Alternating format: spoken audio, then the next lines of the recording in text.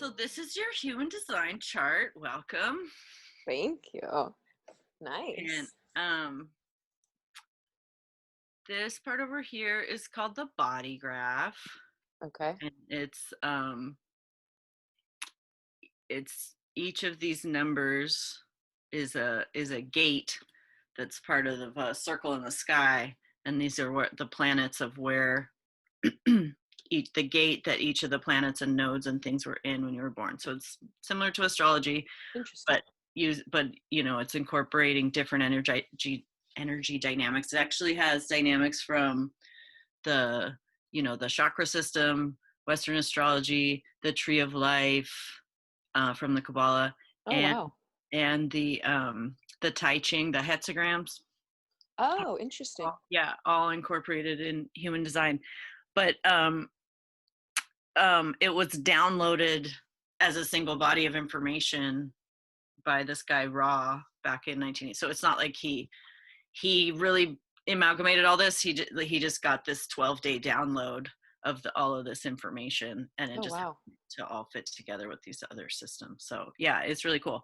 And so it's like a whole system that tells us things about like astrology. It tells us things about the future, things about the past, things that have been going on. Like it's literally tracking the neutrino energy from the planets and what it's doing. But one of the things that human design can tell us is how your specific human vehicle is designed is designed to channel energy, and how and where the planets were in the sky when you were born give us that information.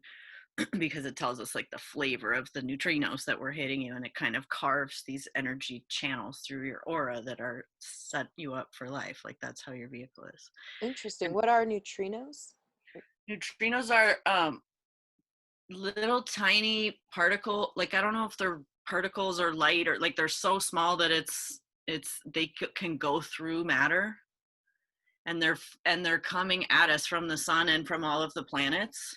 Oh, Literally, interesting. like when Mars is a certain position, it's like raining Mars flavored neutrinos, because they come from like way out in the universe, but then they come through Mars and pick up Mars's energy, and then they come. So it's literally like it's the quantum mechanics of energy, of what we're always talking about when we're talking about Fascinating. anything. Yeah.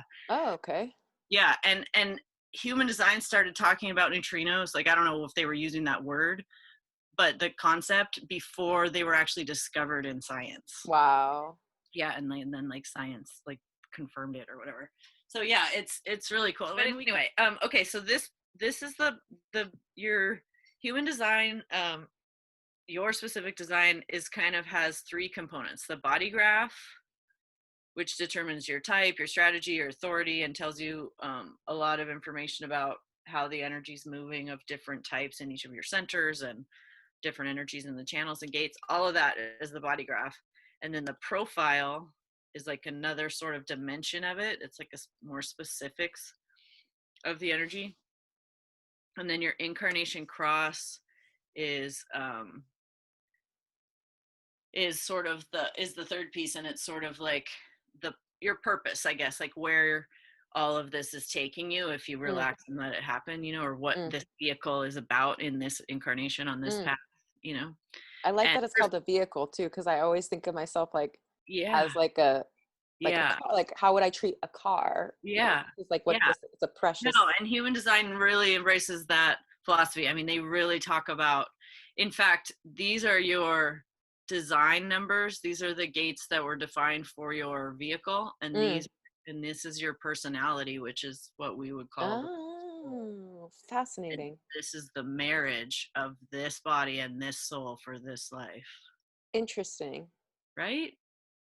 And so each of these shapes is an energy center. In human design there's 9 instead of the 7 chakras. According to human design, we evolved from 7 centered beings into 9 centered beings back in the 1700s. Mm.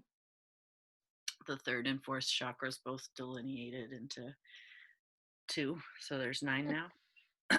And the ones that are colored in any color are defined. So these are the centers where you are channeling energy into the world, and where you have consistent access to your own energy of that type for that center. And the ones that are white are centers where they're called undefined or open centers, and they're places where you're actually taking in and amplifying the energy of other people Mm. or just the planets or whatever, like the energy of your environment, but especially Mhm. the people around you. And um, so it really fluctuates depending on who you're around.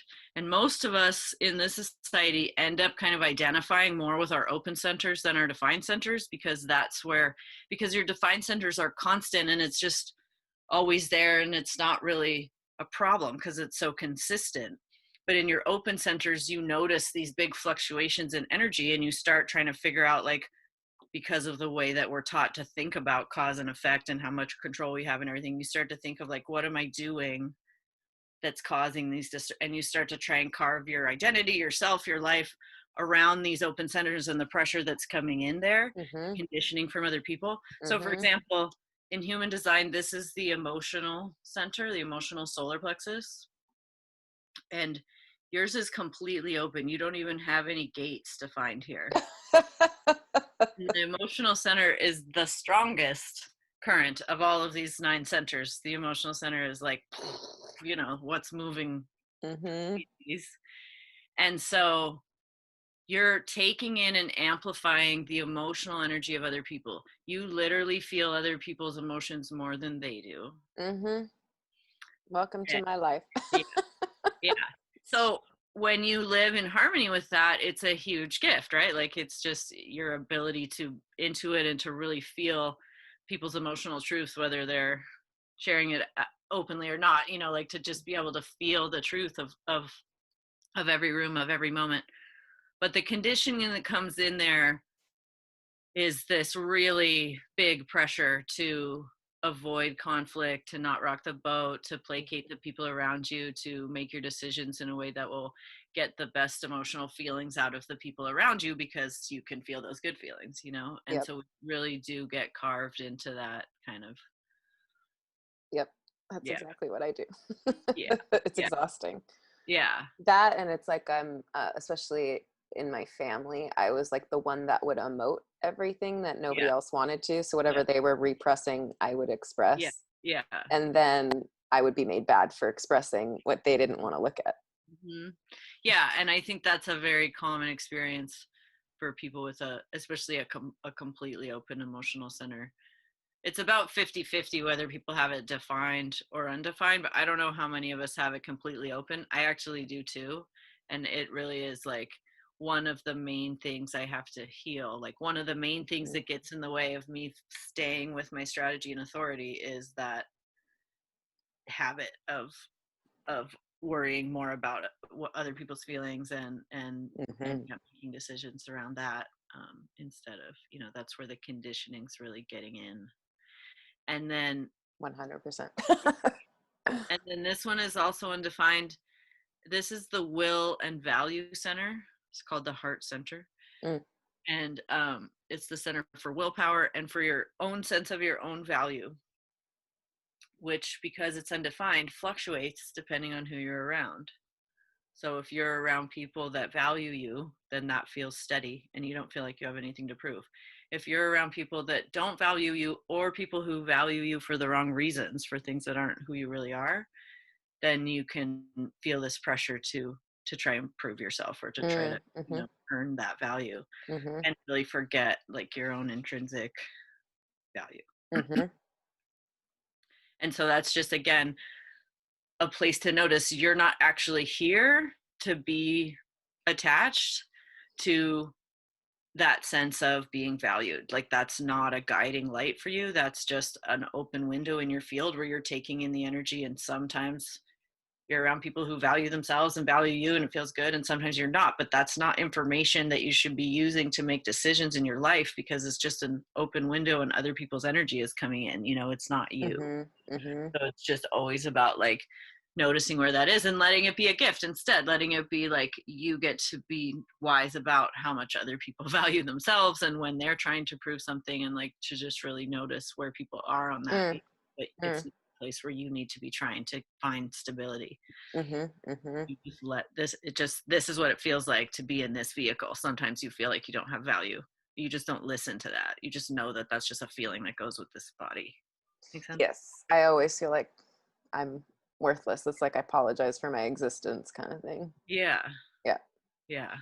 Yeah. That voice is the part of your not self that was conditioned through this center. Mm, mm, mm. Your not self is like the part of your ego that's identified with the conditioning, with Mm-hmm. whatever you've absorbed from your world, from your teachers, your parents, and the conditioning. And it makes this like ego self, this not self, that constantly tells us it's not safe to follow our strategy and authority. Mm-hmm. And that's just how it is, it's just the way we end up in this society. But so it's not a problem, but it's just about noticing where that is and starting to notice who you are instead of who you aren't, because it's a little more subtle. But we'll go through all of these centers after we talk about the open ones, and you can start to see like, oh yeah, you can just not listen to those voices. That's not who you really are. Mm-hmm. Mm-hmm. This one is the head center, sort similar to the seventh chakra. In human design, it has to do with inspiration, connection to the unknown, and the unknowable, and questions, like, and having this center open it's a pressure center, so it can actually create this like pressure to think about things that don't matter, to just like keep thinking about it and trying to answer questions that aren't actually pertinent to anything Mm. for you, because you're taking in that energy from your environment. So you feel like other people's inspirations, other people's questions, other people's curiosities, other people's seeking, and it can, if you think it's yours, it can put pressure on you that because it's not really aligned with you, it won't feel right. Okay. I feel like I don't know that I feel like it's mine versus more so I feel like I have this compulsive need to help and guide people with those kinds of questions because that's what I want to do. I want to help people, but then it becomes like even when I Yeah, don't want to do it, it's like a compulsion and I can't seem to make myself stop doing it. I would say that might be part of your profile coming into the sixth line, is all about wanting to be a role model.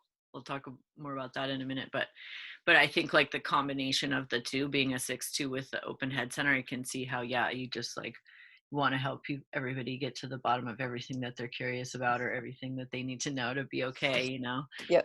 and and and and there's a real gift there. Like that's true. Like that's part of what you're designed for, but that's not where you're making your decisions from. If you're Mm-hmm. trying to guide your life by regulating other people's energy, you're going to get way off track. It's just, Mm-hmm. it's not you. It's not what's running through you. No, it like drains me. Yeah.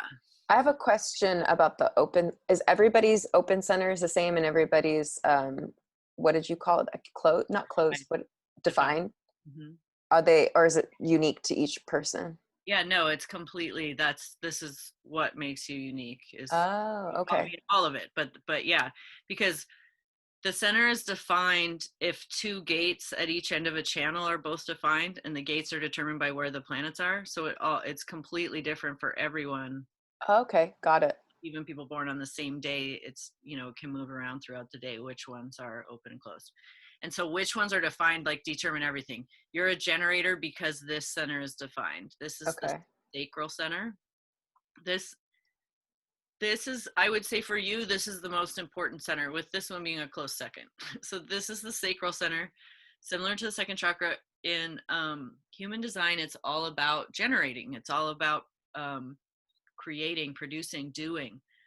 You're here to work, not in a slavery way, but you're here. You wake up every morning with this certain amount of life force energy, workforce energy that's coming through this sacral, and it's got this like buzz energy through it that just gets you up in the morning, and you need to burn it off each day or you'll have trouble sleeping at night. So you're here to look constantly, be finding the things that you're passionate about that you can put that sacral energy into. Mm-hmm. 75% of the population is either a generator or a manifesting generator with that sacral defined center. That Mm, 75% of the population is here to do, mm, mm, to make a contribution, to generate in some way.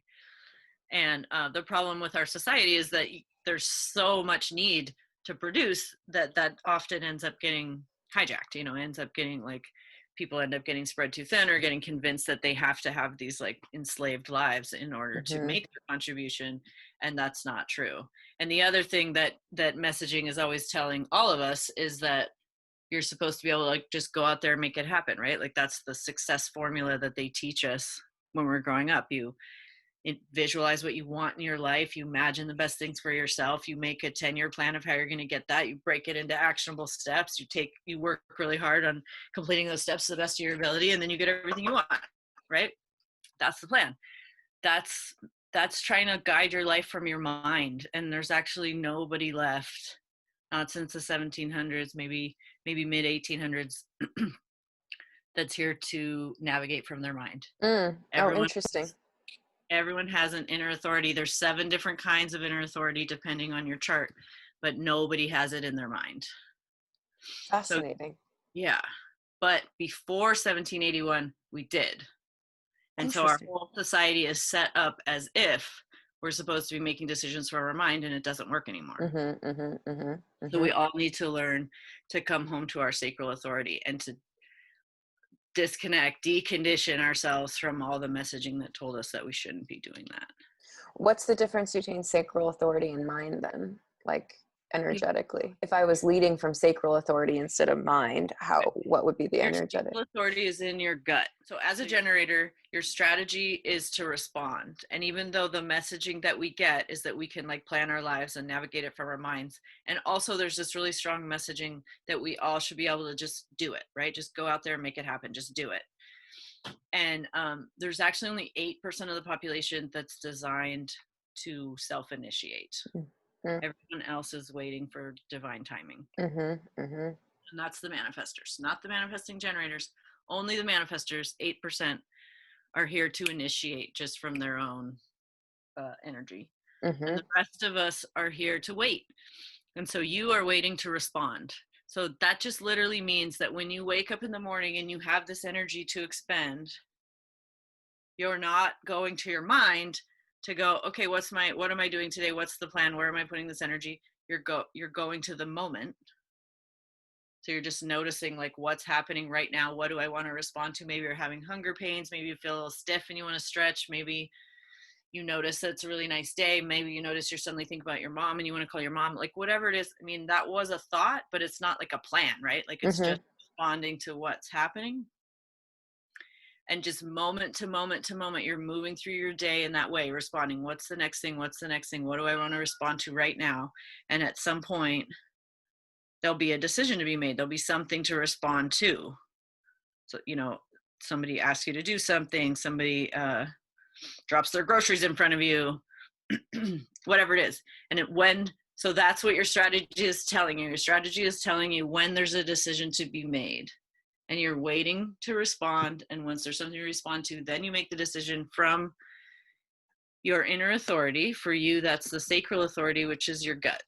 So someone says, hey, I'm going on this trip. Do you want to come with me?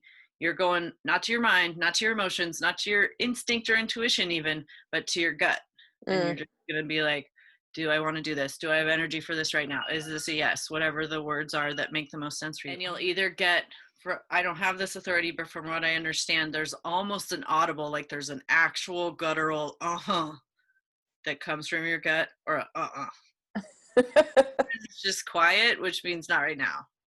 So do you know that at all? Do you feel that answer in your gut? Oh yeah. Whenever it's interesting. I don't know that I would call it everything. It's I call it following Shakti, or following the flow of my energy. I mean, Shakti does come from first and second chakra.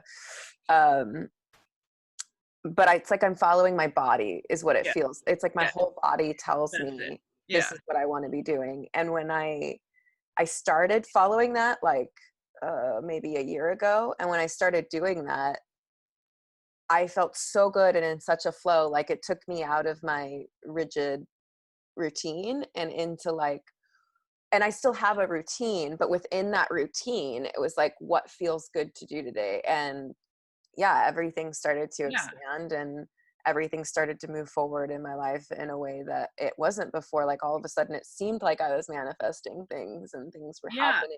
And when I don't follow that, everything does just lock down and it stops. Like it literally makes my life just stop. Yes. And it is like I ask body, what do you want to do? And it goes, this is what, and it gives me kind of like a feeling and Mhm. an image of Mhm. like what it wants.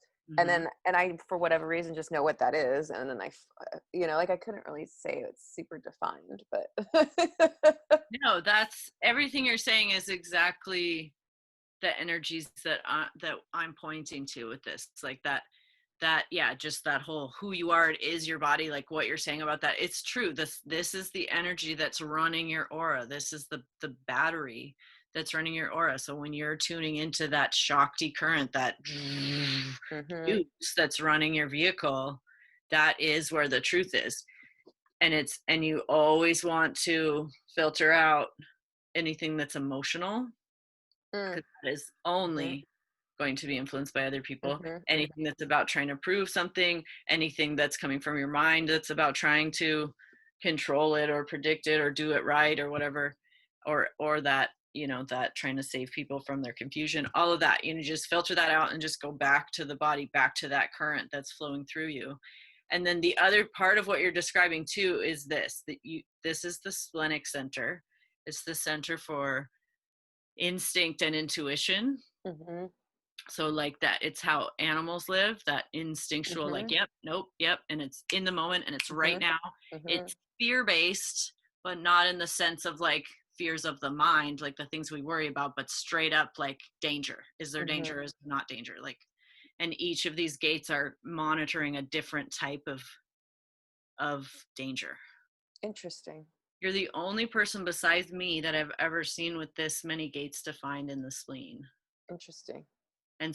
And this is also an authority center, but because your sacral is defined, this is your default. But this is my authority center because I don't have a defined sacral. Mm, So because it's defined for you and it's very defined for you, it also has a lot of information for you. The only reason that you're not, like, you almost could navigate your life just from that instinct, moment to moment. I don't know, I'm just gonna do this, I'm gonna do that, I'm gonna do this, like without even, but you can't deny that flow, that Shakti flow that you're talking about. You have to mhm, always come back and check in if you actually have the energy, because that flow, that current of life force that's flowing through you is what really knows what's aligned for you, what you're going to have the energy for long term. But mhm, this is giving you a lot of information about what feels good and what doesn't feel good for you. I just think of it as resonance, like, or dissonance, like that's what it feels like to me, mhm, the energy that's moving in this field. Like if something is not right, a person, a situation, a job or whatever, like I want to crawl out of my skin. Like I just yes. feel it Yes. everywhere. It's just like Yes. all over, like little hairs, Yes. like no. And if it's Yes. a yes, it's just like a ding, yes, like just this like kind of, and I think it's valuable. I love my spleen. Like I feel like it's a superpower to be that tuned in to the in the moment awareness of the energy that's moving on. Mhm, But I mean, well, we are talking about like 7 channels of fear coursing through you all the time. So it does have that element to it. Like, mhm, do you feel that? Like, I mhm, don't, it doesn't really feel like fear to me. I don't know. It just feels like fucking truth, like just awareness of like, we really are fragile. There really are dangers. Like, I don't feel like I obsess over it, but it's real true awareness. But the other thing is like, how when the energy of the spleen, like it can feel really icky, like you want to crawl out of your skin, no. But then if you're not getting that, if you're not getting any no's, and it's just peaceful, and it mhm, just feels like everything's okay, like just okayness. mhm, People that have that center open don't really ever get to okayness, in the same way that you don't have like a consistent sense of your own value that you can lean on. They mhm, don't have a consistent sense of okayness that they can lean on. And so people with an open spleen really like to be around people with a defined spleen. mm, mm, mm, You have a very defined spleen, so there mhm, may be people in your life, often, who are holding on to you for the wrong reasons, who want, mhm, like, trying to keep you in your life or trying to make themselves fit in your life or make you fit in their life, because they just really don't want to go back to that not okayness that they feel when they're not around you. And mhm, then even like within relationships, it can make people clingy, like follow you, and and they're mhm, just just gravitating towards, it's just magnetic, it's not even Mhm. their fault or anything. But and then that in combination with a completely open emotional center leaves you a little susceptible to narcissists Mhm. and users, because you're someone they want to, you know source off of, Mhm. and they figure out, if they're cut off from their own emotions, but they figure out that their emotions hurt you, then they figure out how to, it's real easy to emotionally manipulate you. Mhm. Yeah. Mhm. Yep. So that's just, something to watch out for with that combination. Yep. I've been aware of that for Yeah. a long time too. That's what started me in energy healing.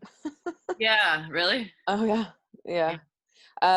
And it's interesting the spleen one, because I do, it does like pop pop pop pop pop pop pop pop when I'm in flow with myself, when I'm in that sacral shakti Yeah. flow, it does like pop pop pop pop.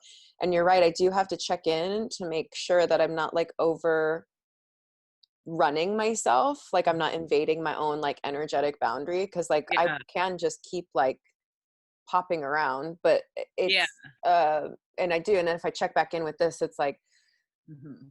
and because I don't really let myself relax, because I'm like, no, no, no, I have too much to do, I have too much to do, I have too much inspiration, I have too much that I want to be doing. It's not even Yeah. I have to, but I want to, Yeah. but Right. it's fascinating, and that's the hard part about me not be having my own space right now, or living Mhm. on my own, like, is that I'm not, because I'm not in my own space, I don't feel like I can listen to this right now. Yeah. And so it throws me so out of alignment that I'm just like, yeah, I feel like I'm crawling out of my skin. I literally feel like I'm going to crawl out of my skin because I'm not following myself completely. Hmm. And Hmm. I don't know how to, like, because of that emotional thing you're talking about, I don't know how to like be able to get back to that unless I'm in my own Well, space. let's jump for a second then to this profile, and I'm going to come back and finish the centers, but because you're kind of pointing to some of this. So the profile is like everything we've been talking about so far, is all the body graph, all about which gate they were in. And then this is like more precise. See these little numbers, the decimals? They're not really Hmm. decimals. They're like, so it's like the specific almost angle of where certain planets were. Hmm. And it depends which ones, depending on different factors. But anyway, so it's giving us like more specific, like the personality or character of this vehicle. Mm. Like a 4-6 generator is totally different than a 6-2 generator, or a 5-1 generator. It's just it's different types of what they're about. Okay. The 6-2 is the role model hermit. The 6 is the role model line. The 2 is the hermit line. The first one is conscious. The second one is unconscious.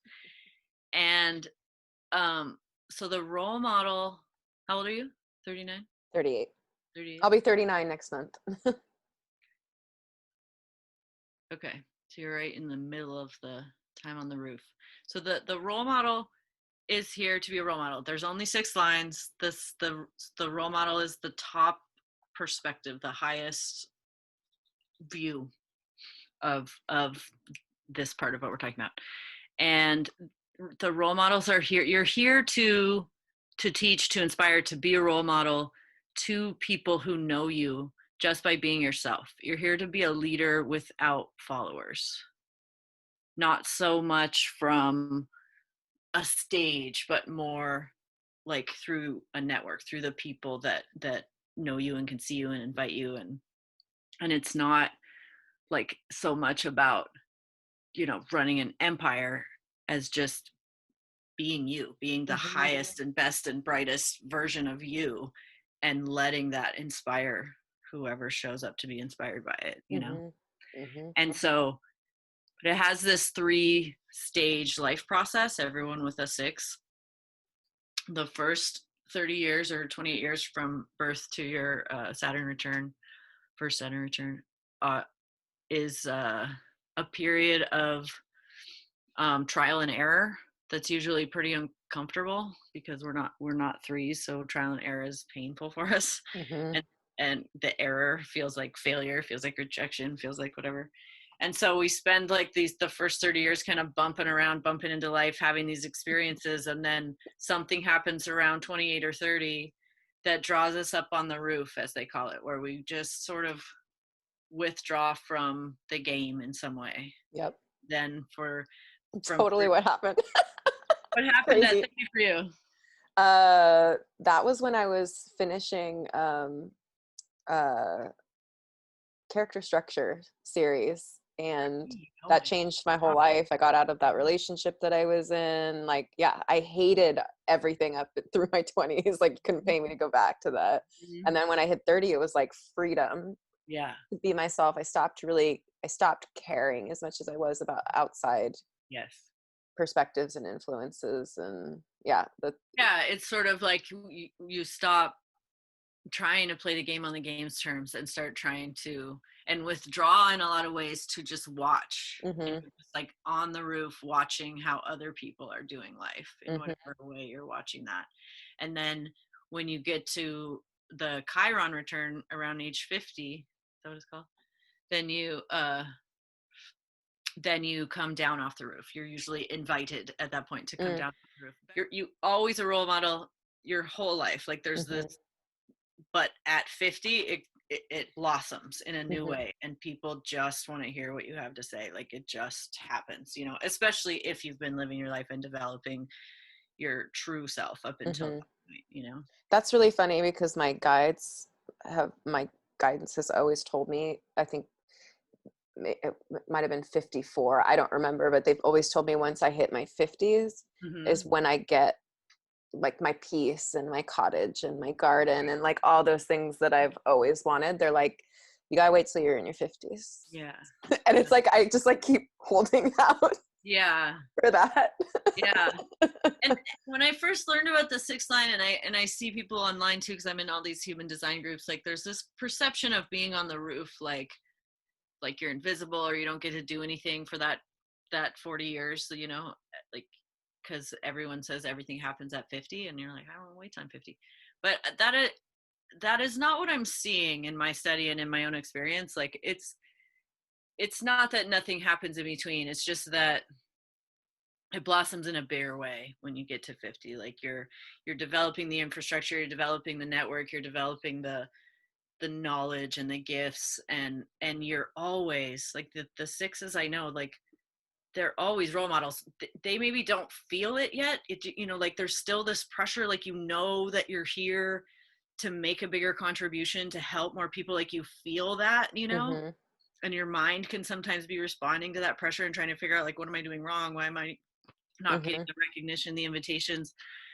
But all along the path, while you're feeling all that, you're inspiring people around you, like Hmm. Hmm. it's not what, it doesn't ever feel like enough, because it's not, because you're on your way to being what you're going to be when you're 50, and that's Hmm. way bigger, and you feel that the whole time. Hmm. But when you're on the roof, you just get to be like the thing to enjoy about this time, even though there's that sort of longing for the fulfillment that comes after 50. The thing to enjoy about this time is just the peacefulness, like what you said, the freedom that you felt when you went through that Chiron return, of just not having a lot of people paying attention to what you're doing, really the Hmm. ability to find your own flow and do what you want and not feel restricted by that. And then especially for you, because you also have the two, which is called the hermit, but what it's really about is um, that you have hidden gifts that you don't even know are there until you discover them and someone reflects them to you, and it's like, wow, you're really good at that, and you're like, oh, am I, Hmm. Hmm. kind of thing. And you need a certain amount of time alone in order to find and cultivate these gifts, like you were just saying Yes. about. Yeah. Yeah. And to find the gifts, to cultivate, and to integrate, like twos, like live their lives, experience whatever, and then they need to go home and integrate it all. They need time Yes. alone in their own energy to integrate it and to develop whatever is coming through them. And Yes. those are intricately linked for you, so you're going to be a role model using these hidden and innate gifts. Hmm. And a lot of this time on the roof and the trial and error leading up to that is about developing and discovering those gifts. And so there is going to be just naturally in your vehicle, a little bit of push pull between, I want to help people and I want to be seen and I want to be alone. And Mm-hmm. and neither one's right, or they're both right. You just need a balance of that. But you do need to, like, don't let the pressure that you feel to make an impact and to help a lot of people make you say yes to things that you're not actually getting a yes to Mm-hmm. from the Mm-hmm. attract energy. Like, don't Mm-hmm. let that, just trust the timing, trust the divine timing, that you're on the path and that your chance to make an impact is coming. Mm-hmm. You can't rush it or push it. Well, and I like being on the roof because it feels creative. Like this is the time Yeah. when I feel like I'm getting to create. But if Mhm. again, if I can't be alone, then I feel like I can't Right. create, and then that's when it gets stopped up. Yeah. Um, that and I get just exhausted. Like I get, Yeah. because I empath everybody's fucking emotions. Mhm. It's really exhausting to not be able to retreat by myself Absolutely. to Yeah. like get it off. And I'm aware of it, and I do lots of stuff energetically to protect myself and hand it back and all that stuff, but it doesn't matter. It like it's Yeah, no, and especially living in cities, like you're never really far enough away from the storm, the energy mhm. storm. Like, it's you just always feel it. Well, that's So why I said for years, like that living here in LA was one of the biggest reasons why I was so fatigued. Like I have obviously physical things going on, but the psychic energy here, I'm absorbing so much of it, yeah. and it literally just wipes me. It completely wipes me out. When I left the city and went back with my parents, I had the most energy I've had in years, and things just started exploding through Yeah. me. Yeah. Yeah. Yeah. And I think, both things are, lots of things are true. But like, um it's true that you are incredibly empathic because you have that completely open center, and so you really are taking in. And I think just all of us, whether we have open emotional centers or not, it's overwhelming to be so close together in cities. I don't think it's actually how our auras find peace, but Hmm. so I think that's going on. And also, your vehicle is perfectly designed to support you through life. You just need to develop the practices of, and yes, time alone is essential. Like, that's not going to get erased, but you can, if you had a little personal space, you could live in the city. You just get in the habit of discharging that all the time. You Hmm. do that, right? Discharge it from your field and I stuff. mean, like I said, I do the like I return to you what is yours, and I receive back Yeah, what is mine, and I, try to dissolve cords and things like that whenever I feel like I'm taking totally. on somebody else's. But Yeah. But you're feeling it, like you're aware of it, and I think that's the important thing. And that's the get, like, the hard thing about having a super defined spleen is that you can't really pretzel yourself into the wrong, like, you can't, you don't have the endurance that some people have to, like, put up with things that don't. But the good thing is that you don't have the endurance to put up with things that aren't right for you. You know what I mean? Like, you're constantly moving in the right direction because it just feels too awful not to. So that's so true. That's 100% true. yeah. I literally cannot. I can't. This is why people don't like me though, is because I'll call shit out because I can't. I literally can't. I can't like I can't tolerate denial. I can't tolerate things that I'm Mhm. seeing that are just not truth or that are Right. totally out of alignment. It like makes me want to fucking rip things to shreds. Right? Yeah. And then, so going on to the other three, so this is the G center. This is the center for identity and your sense of self and your sense of direction. So identity in terms of, not like, when you're coming home to yourself, but your identity, like the sum of the roles that you play and like how you understand yourself, like as a human kind of, Mm, and your sense of direction and self. So you have like a consistent sense of who you are, mhm, mhm, and it's connected to your spleen and your sacral. mm, mhm, These these four centers are connected in a circuit, so that adrenaline energy, workforce energy, instinctual knowingness, that yes and no energy, and that sense of self and direction, like that. That's that, like, the Shakti energy is moving through all of those together because they're in that circuit, so Mhm. that's like that big powerhouse of, and also the sensuality, all of it's all in there. Mhm. Mhm. And then this Mhm. is a separate circuit for you, these two centers. So this is the throat, communication, expression. It's not just voice, it's any kind of outward expression, writing, art, drawing, anything that's like putting your truth out into the world. Mhm. And for you, it's connected to the Ajna center, the sixth chakra, mind, perspective, way of thinking, Mm. all consistent for you. And it's connected to by two channels to your throat. So your voice is really connected to your mind, but to can be your high mind too, Mhm. Mhm. your Mhm. perspective and your way of knowing. Mhm. And there is a split between these two circuits, so there can sometimes be this sense of like there's two of me. Yes. Yeah. Yeah, well, there's lots of times when I don't feel like I can speak my truth, or because it's going to piss somebody off or upset somebody, and my truth is usually not in alignment with the common, like Right. what the rest of the world is feeling and thinking. And then I also get shit channeled through me that's like, what the that totally blows like the common denominator thought process out of the water. And so I keep that in most of the time because I don't want to rock the boat. Yeah. But then there's lots of times when it just bursts out of me because I can't fucking handle Yeah. holding it in anymore, Right. but And there is that split of like, yeah, and actually that is the split between your not self and this part of yourself that doesn't have an authority. mhm, So you need to throw them both out and come back to the Shakti, and trust that yes, you are here to speak, you have things to say, but you actually need to be in the right environment. So you have this gate could connect them, this gate could connect them, this gate could connect them. These are hanging gates when you have the gate defined but not the channel. mm, And that means you're magnetically attracted to people that have this gate defined.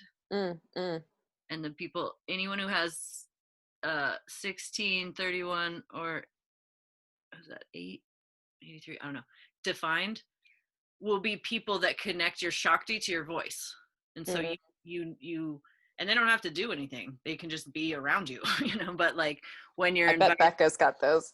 probably, yeah, yeah. Because that's And what so happens when yeah, I talk so to her. so what you're saying is true. Like you can't always speak your truth if you're not in the right environment, if you weren't following. But your mind doesn't need to keep track of any of that, doesn't need to worry about it, doesn't need to plan and get everybody's charts and figure out. That's your mind trying to take this information and use it in a mind way.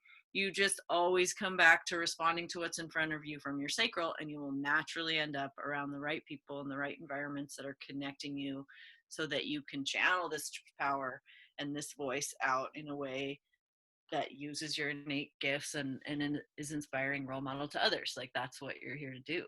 Mhm, mhm, mhm, So it's just, and there's nothing uh, wrong with that. It's just about always coming back to, there's so much pressure for you to feel like you need to regulate the emotional field because it affects you if you mhm, don't. and mhm, and it just, your not self really believes that the right way to do that is to use your mind to monitor what makes people feel different ways and then make your own choices based on those effects. Like your not mhm, self just really believes that, like survival level, thinks that's what has to be done. So there's going to be times where your gut and your knowing are saying go this way, and your mind and your not self are saying no, people won't like that, what mhm, it'll, and so it's going to be a constant practice for you to come back to the Shakti, come back to, and risk it, like take the leaps of faith, mhm. risk pissing people off, risk the conflict.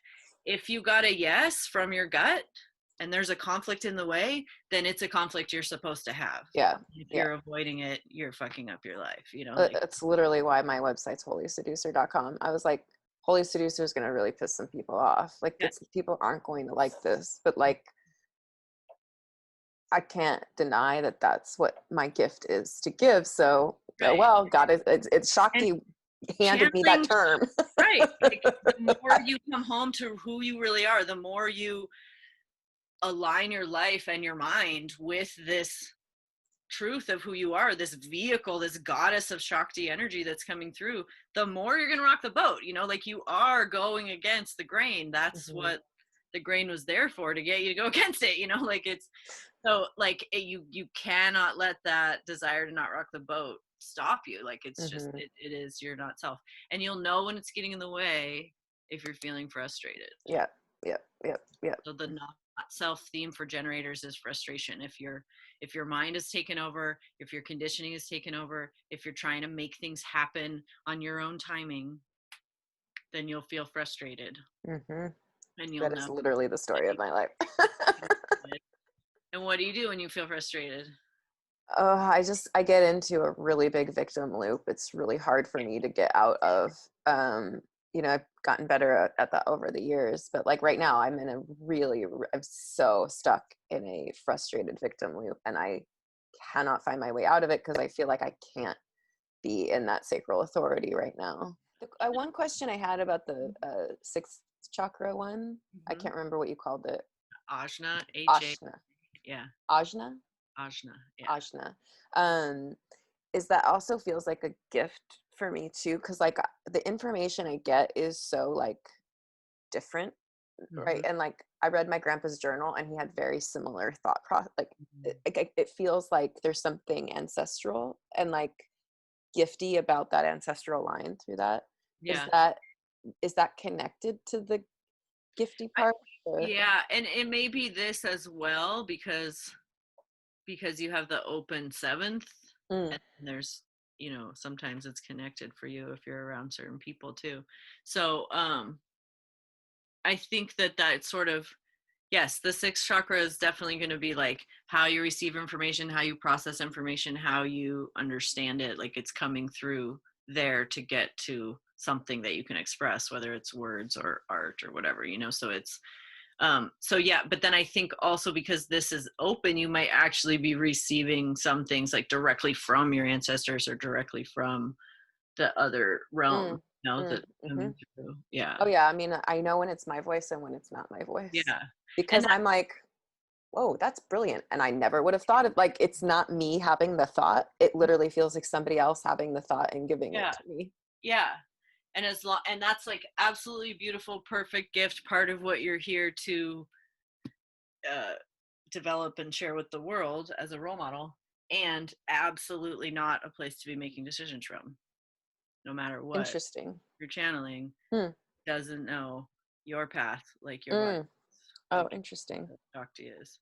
Like that's what it's all about for all of these. Like feel it, trust it, know it, take the information, know that at the right time that will be a gift. Like the channel will come through and your voice will come through, but it'll just happen in the moment, never because you like made it happen or were like yes, it in that moment. If you're very random Shakti and just letting the Shakti energy move your vehicle through life and then waiting to respond so that it can line up with life in the right places at the right time, instead of like planning how you're going to do it, just letting it happen, letting it come to you, then naturally there'll be times when you channel things and they're coming through and you're expressing them, but you just never letting it.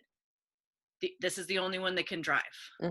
All the parts of your vehicle are useful when the timing is right for them, determined by the energy that's coming through. Like that's what determines the timing. It'll all get called in at the right times, including feeling into other people's emotions and value. Like all of that's part of it. We're not avoiding that.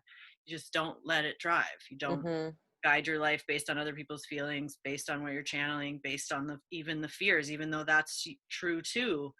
It still needs to be aligned with the Shakti energy. That's what knows it's true about right now.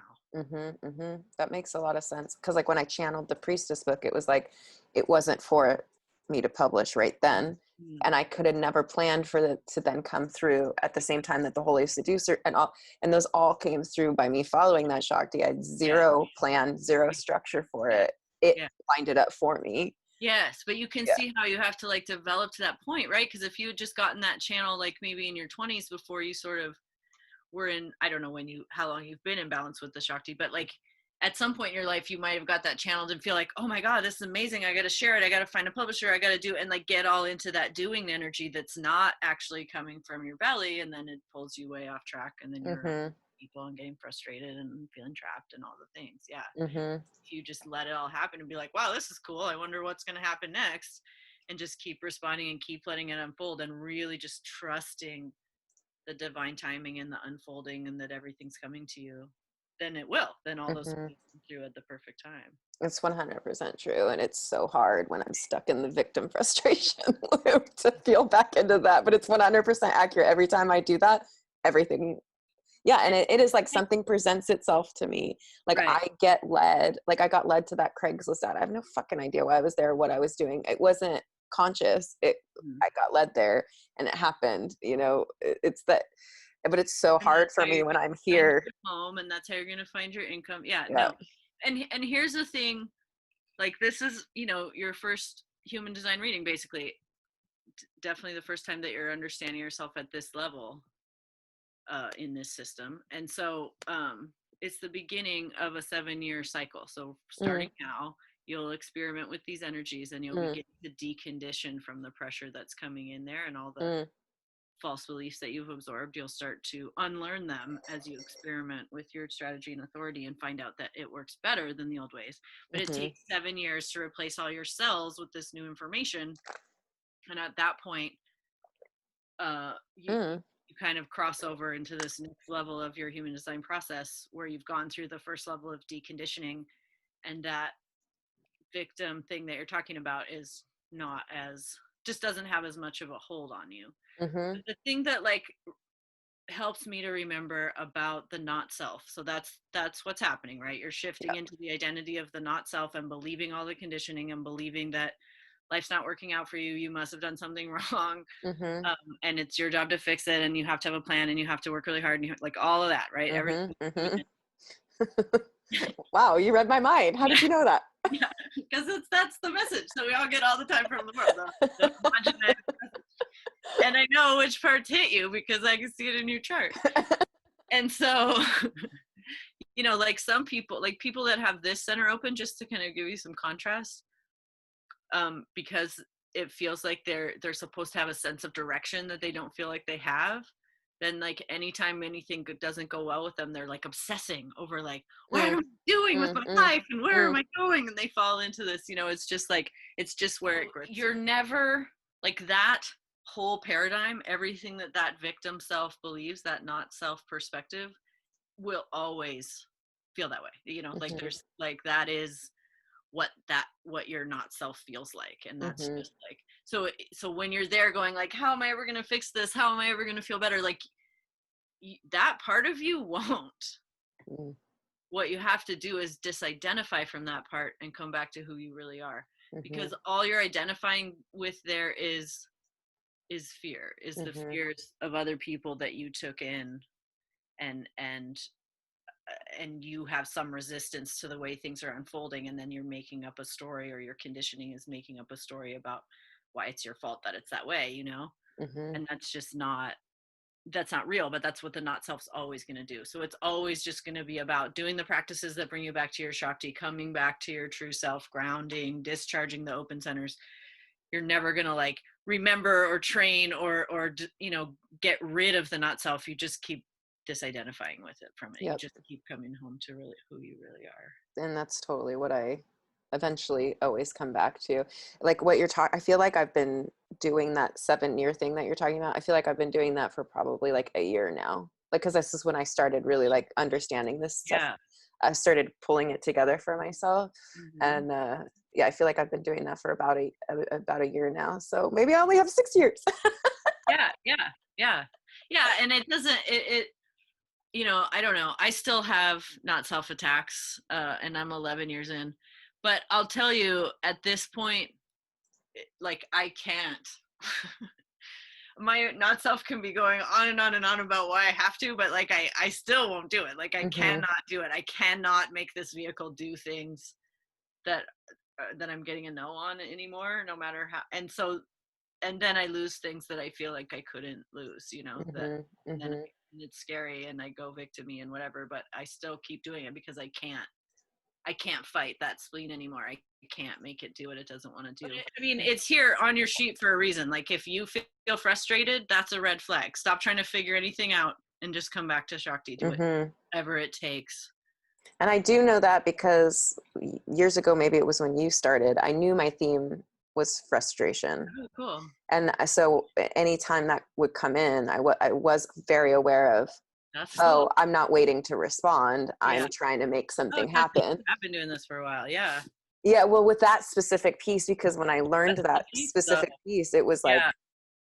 Strategy like, and authority is the piece, is the first piece. It's the piece that changes it all. So if you know to wait to respond and then to decide from your gut, mm-hmm. not Shakti energy, then you've been on track for a while. Yeah, no, whenever that was that I found that out, and because it took so much shame off of the like me not, I had so much shame about me not being able to ever make anything happen. Why can't I make something happen? Why can't I make something happen? I'm so frustrated. And then when I learned that, I was like, oh my God, this makes so much sense for my life. And then, yeah, whenever I can get into that wait to respond, things fucking work out every single time. It's just like constantly reminding myself to go back to that place.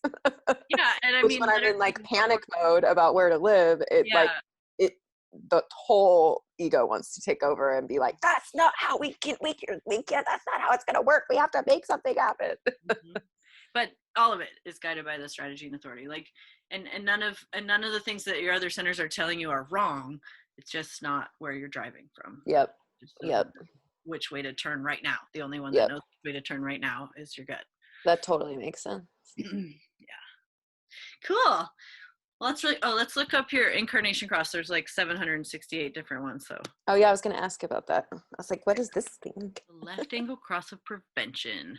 Your cross carries the energy to examine behavior.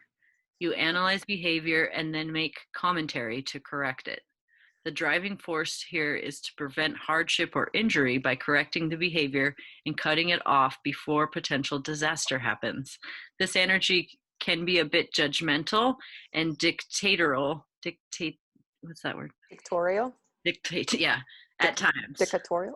Yeah, dictatorial. Dictatorial. Be aware of your delivery, as it will be more effective if you soften it some of the time. You are here to help others avoid potentially harmful behavior by correcting what seems risky and applauding what appears good. Well, there you go. Maybe that's the OCD. Maybe not really anything wrong. Well, that is part of, but it's what I hear with that is like my, I can read somebody's defenses and all of that, like within minutes of meeting them, and like know exactly what they need to help themselves and exactly what they're doing that's hurting themselves. And it can come out very judgmental, and it's not just people, it's the world. Like I can see how fucked the world is and why it's fucked and where it's fucked and what it needs to do to heal itself, and nobody wants to go down that road. And so I get really frustrated and judgmental because I'm like, why are we still doing the same fucking shit we've always done? Yeah. So then I do get very judgmental and harsh because I get very frustrated. But it is totally my gift to see. I see in a way that almost nobody else does, like literally, and I know that, and I'm aware of that. It's just always completely the opposite of what almost everybody else is feeling. Yeah. And so I am the black sheep again.